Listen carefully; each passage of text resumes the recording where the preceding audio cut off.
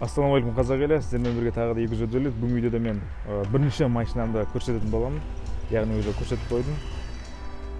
Жалпы Nexia 2 1.700.000-ге алдым. Оның жарысы кредит, объем 1.5 болғандықтан кәдімгі ешқандай, мысалы студенттерге мен сияқты ең бірінші машинаға ыңғайлы болды. Ешқандай көп бензин, көп ақша кетірмейсің. Запчасты арзан, несі де арзан Nexia. Бірақ та білмеймін, мен үшін енді қиын болғандықтан маған қиын болды бірінші машина. Көп білмейсің, ешнәрсе білмейсің. Сосын көп шығынға кетіп қалдым. Өйткені айда алмағандықтан осы бірінші машинаны алып болғаннан кейін мен право алдым. Право алып, правоға тапсырып, сосын барып айда үйрендім ғой мен бірінші машина алдым. Жалпы сондай болды. Жалпы мына пеште мен қарсы шатты айта алмаймын. Басқа машиналар сияқты Nexia көбісі егер айда жүрген жігіттер болса біледі.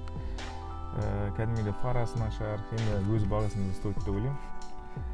Енді сонымен жалпы негізі бұл машина тұрғанда 1 ай болды. 1 ай мен ешқандай не аламадым, айдамадым, өйткені кәдімгі суы көтеріліп алдыңға сайға түсіп кеттім дедім ғой, содан кейін бұзылып қалды машина. Бұзыла беріп бастады. Жалпы мен сосын мына осы ручникті істеп алдым, ручник істемейтін еді. Гур жоқ, ручник жоқ, сцепление кеткен кішігірім. Соның бәрін істеу керек, құдай қаласа. Жалпы сыртын көрдіңіздер ғой сіздер. Сырты да кәдімгідей жуылмай біраз бітіш болып тұр. Өйткені алдын айтып кеттім, 1 ай тұрған. Міне арты салоны.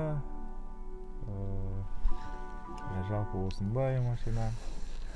Алмақтың жақсысы мінсе көлік, сатса пұл демекші. Ең бірінші мен машина айдауда 11 класста үйрендім. Өз мамам үйреткен болатын, толықтай.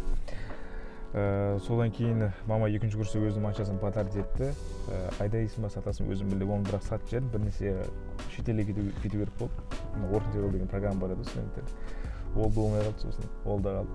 Сосын 1-ші курста өзіме мақсат қойдым. 4-ші курсқа дейін бір машина болу керек, машина аламын деп. Бірақ мен аламадым, 4-ші курсты бітірдім, сосын осы машинаны алдым, бітіре салдым. Ақша жинадым да, қалғанын кредитке ұрдым. Сосын сондай қызықтар болып кетті.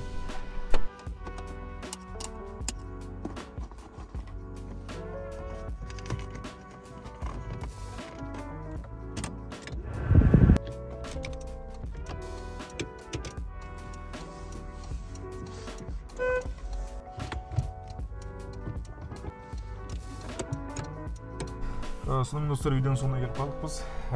Енді құдай қаласа осындай әр машина алған сайын әр жетістігімді осылай көрсететін боламын сіздерге, бөлісіп. Жалпы келесі кездескенше жақсы сау болыңыздар.